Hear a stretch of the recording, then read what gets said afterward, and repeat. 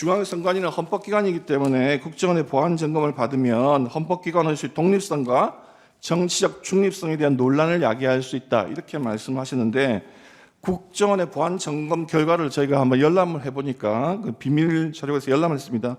요지가 이렇게 돼 있어요. 그 중에 하나는 보안 용역 회사의 직원과 선관위 직원이 아이디와 패스워드를 공유하는 경우도 있고 심지어는 용역 회사 직원들이 하나의 아이디와 암호를 공유하는 경우도 있어서 보안 관리가 아주 엉망이었다 이렇게 돼 있습니다. 이건 물론 증인께서 사무총장 오시기 전의 일입니다. 그러니까 증인을 뭐 실책하거나 하는 게 아니고 그렇게 돼 있습니다.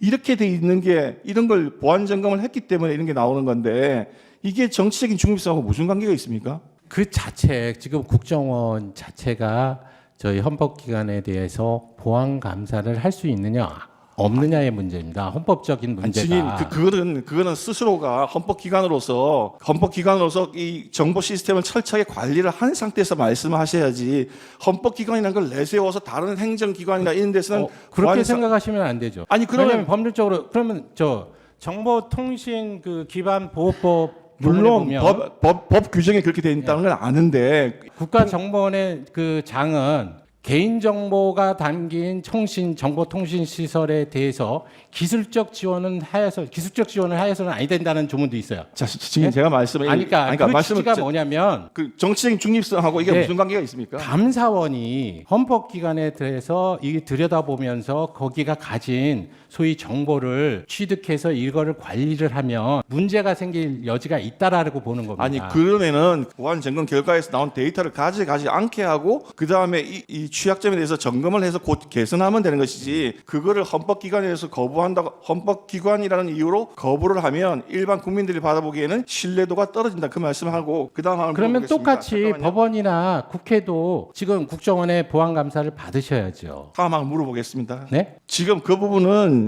이 선거라고 하는 제도가 지금 크게 이슈가 되는 상황과 관계가 없는 이야기이기 때문에 그걸 말고 그다음을 물어보겠습니다. 네. 이런 뒤에 이슈가 나오기 때문에 더더욱 문제가 되는 겁니다. 중앙선거관리위원회가 2020년 4.15 총선, 2022년 대통령 선거, 지방자치단체 선거, 2024년 총선 그 과정에서 중국인을 정규직이든 비정규직이든 개표 사무원으로 채용한 사실이 있죠. 한 명이 중국 국적자가 한 명 있었습니다. 나머지는 없고 22대 국선에서는 아예 관리 지침에서 아예 그 위촉을 할 수 없도록 만들었어요. 증인이 오시고 난 다음에는 외국인 국적을 가진 자는 개표 사무원으로 올 수 없다고 만들어놨지만 그전에는 그런 규정이 없었기 때문에 그런 다른 국적을 가진 사람도 개표 사무원으로 올 수 있었고 그죠? 그 다음에 지금 한 명이라고 은평구에서 한 명이 있었다고 말씀하셨는데 그거는 전국을 다 통계를 낸 게 아니고 은평구에 한 개 맞습니다. 그렇죠? 전국 통계는 지금 통계에서 관리한 게 있습니까? 전국 통계 알 수가 없습니다. 왜냐하면 저희는 그 투개표 종사원의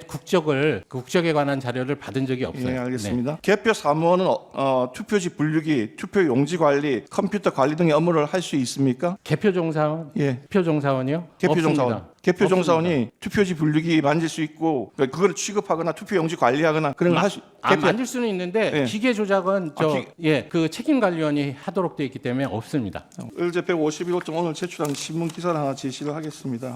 증인이 한번 보시죠. 2020년 6월 10일자 에포크 타임즈라고 하는 매체의 기사입니다. 여기 보면은 증인이 오시기 전에 중앙선거관리위원회는 2017년에 한국선거방송이라는 유튜브 채널을 개설을 했습니다. 거기 다큐멘터리 코너를 만들고 민주주의와 리더십이라는 제목으로 채널을 열었습니다. 거기에 1%만 아는 리더들의 비밀, 시크릿 이렇게 해서 10편의 동영상을 올렸습니다. 증인 이거는 모르고 계시죠? 네. 예, 그 보도에 보면 중앙선거관리위원회가 10편 올렸는데 그 중에 첫 번째, 두 번째는 중국 공산당 서기 서열 5위 왕홍잉, 그 다음에 3편, 4편은 덩샤오핑, 9편, 10편은 저원라이 이렇게 중국 정치인들을 한국선거관리위원회 홈페이지에 정식으로 올려서 그분들을 칭찬하는 그런 유튜브를 올렸습니다. 더군다나 지금 문제가 되는 것은 공식적으로 우리나라 사람들은 등소평과 주울레는 알지만 왕훈잉이라는 사람을 아는 사람들은 별로 없어요. 근데 유독 선거관리위원회가 이 왕훈잉을 1편, 2편의 인물로 올렸습니다. 지금 대만이라든지 이런 데에서 나오는 뉴스란지를 보면 저분께서 중국의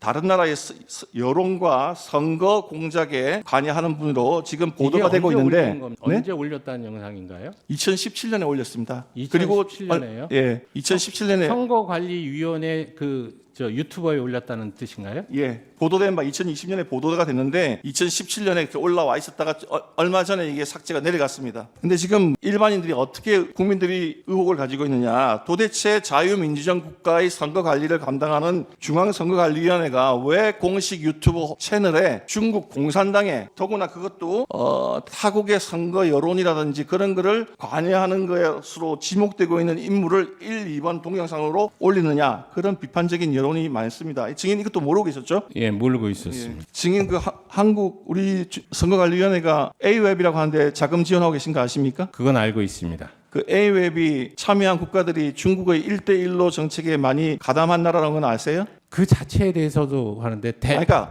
중국이 없고 대만이 들어간 건 아십니까? 아니 그러니까 제가 중국이 가입 그러니까 대놓고 중국이 가입이 안 됐고 대만이 가입됐다는 건 중국이 아시죠? 제가 말씀드리는 거는 중국이 그 대놓고 가입을 하면 너무 유치하죠. 그럼 제가 묻는 말씀은 그 가입 국가들이 1대1로 국가들 참여한 국가들하고 겹치는 부분이 많이 있다는 건 아세요? 그것까지는 생각을 안 해봤습니다. 제가 말씀드리고 싶은 것은 우리나라의 중앙선거관리위원회와 계약을 했던 그 업체들이 그 나라들에게 투표지 분류기라든지 투표 시스템을 수출했다가 부정선거 파동이 나서 폭동이라고 하는 사실은 아십니까? A의 회원국인 대만을 무시하고 저희가 중국 A의 대만에다가 수출하지 않았습니다.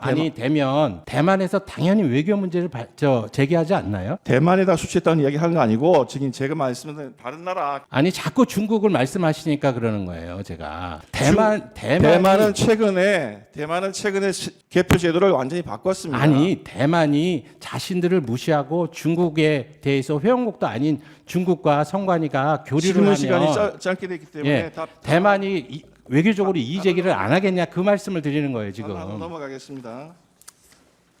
주심 23화와 관련해서 물어보겠습니다. 증인 그 보안 점검 미실시된 전산 장비가 일선 직원들의 일상 업무에 수행되는 PC가 대부분이다. 그렇게 말씀을 하셨는데 일상 업무용 PC도 악성 코드나 이메일 해킹이 되면 거기서 업무망이라든지 선거망으로 타고 들어갈 수 있다는 건 아세요? 과거에 지금 접점이 몇 개 있어가지고 그런 지금 보안 컨설팅 결과에서 나왔는데요. 그 부분을 전부 정리를 해서 그러니까 그렇게 타고 들어갈 수 지금은 있다는 안 된다는 겁니다. 그러니까 간단하게 얘기해서 서버를 지키는 게 제일 중요하잖아요. 서버에 접촉할 수 있는 내부망 PC는 그 정보 보안 그 업무를 담당하는 담당자의 PC만으로 제한해 놓고 지금 하고 있기 때문에 외부에서 다른 일반 직원들이 외부망 PC나 내부망 그러니까 업무망 PC 가지고는 이 서버에 접근할 수가 없어요. 지금 상황이. 그걸 말씀을 드리는 거예요. 25원 관련해서 물어보겠습니다. 국정원의 보안 지금 증인께서는 아까 그 자체 보안 시스템을 일부 적용하지 않았기 때문에 국정원이 그 해킹할 수 있다 이렇게 말씀하셨는데 국정원 조사 결과에 따르면은 첫 번째는 시스템 내부에 점검 툴을 설치하는 방법이고 두 번째는 외부 인터넷 망을 통해서 침투하는 방법을 사용했다 그렇게 말씀합니다. 그래서 중앙선거관리위원회가 보안 관리 시스템을 작동을 하든지 안 하든지 관계없이 인터넷으로 들어가는 것은 다 해킹이 가능했다. 그렇게 이야기하고 있는 건 아시죠? 그렇게 얘기하고 있는 부분에 대해서 저희가 얘기하지 않습니까?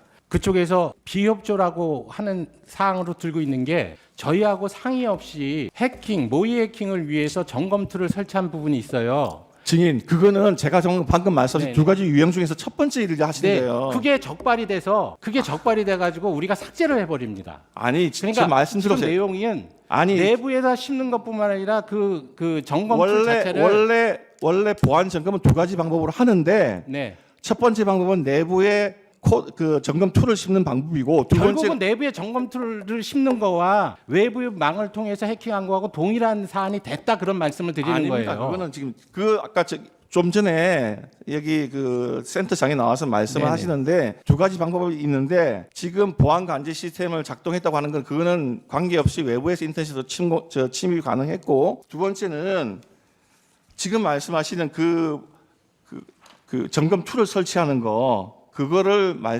지금 우리 중앙선관위 관제 시스템이 적발을 했다고 하시는데 이 점검 툴은 굉장히 단순한 툴이기 때문에 전문 해커들이 설치되는 것 자체가 문제고 메모리에서 쉽게 설치할 수 있다고 하는 것 자체가 문제였고 두 번째는 그 센터장 말씀에 의하면은 전문 해커들은 세계 10대 보안 프로그램을 돌려서 그걸 뚫는 정도의 수준을 가지고 설치를 하기 때문에 지금 간단한 그 점검 툴 설치가 됐다는 것 자체가 이게 보안 시스템이 허술하다는 걸 말씀하거든요. 그러니까 점검 툴 자체를 저희 보안 시스템이 적발해서 그거를 삭제를 하는 그 기능을 갖고 있다라는 뜻입니다. 원래 점검 툴을 설치할 테니까 그걸 삭제하지 말라고 미리 이야기했다고 하는 사실은 모르시나요? 아니라니까요.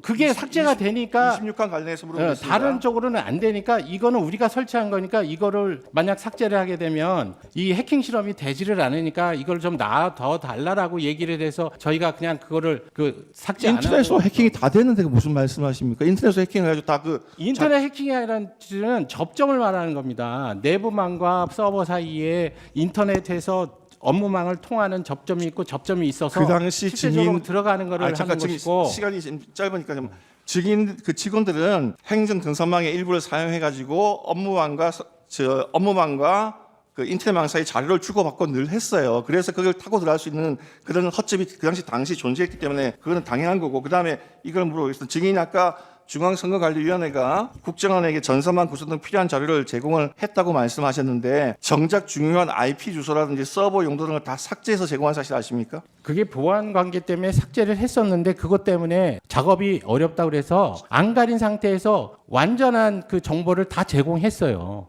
사후에. 그래가지고 벌써 시간이 들어간 거죠. 시간이 8주인데. 그래서 지금 백 차장님이 그다음에 어떻게 진술을 했는지 잠깐 모르겠는데 그다음에 또 물어보겠습니다. 일단 처음에 제공 안 하신 건 맞고, 두 번째 제공받은 내용 가지고 실제적으로 작업이 이루어지지 않았습니까? 시간이 8주로 제한돼 있고 행정직과 전산직 한 명씩 제공했었죠. 근데 그 사람들이 6시만 되면 퇴근을 하니까 제한된 시간에 처음부터 IP 주소라는 게 있으면 시간이 단축이 되는데 그렇지 않은 상태에서 시간이 소요가 됐기 때문에 말씀합니다. 네.